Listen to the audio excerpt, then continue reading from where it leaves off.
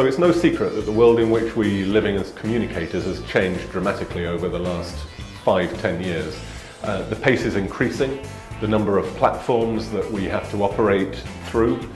the number of ways in which a customer can interact with a brand seems to get larger and faster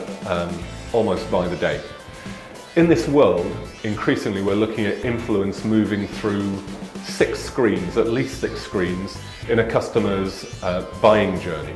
You think about your own buying journey and the number of different ways in which you move online, across paid, earned, owned, shared media, offline to people you trust,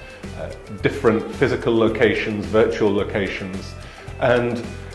that represents very new and very different challenges for brands in the way in which they operate. Throughout it all though, one thing that we've been centred on is our ability to understand that buying journey,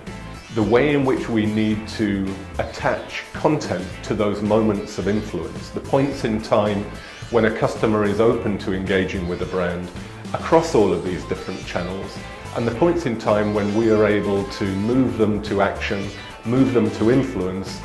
in a way, at a scale, at a speed that wasn't previously possible. We launched the Brand Agility Index because we thought it was important for us as communicators to understand whether or not there was a secret sauce that brands could use to ensure that they were successful when operating in an omni-channel, customer-centric world. Our methodology contains a mix of pure science and subjectivity. On the science side, we have literally pulled in all the tweets, all the posts, a whole lot of data around the content that brands created when sponsoring each of the events that we looked at. In terms of the subjectivity, I think inevitably whenever you're comparing things against each other, there will be an element of subjectivity. We feel it's educated subjectivity, and that because of that level of education, because of the consistency that we've applied, it's really clear to see some trends emerging.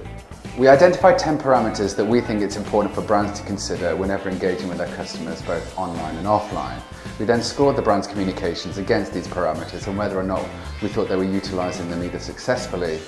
or they were falling slightly on their face. So the Brand Agility Index, in summary, is a tool that brands can use to measure their own social performance in a historical sense, as well as their performance against their competitive set.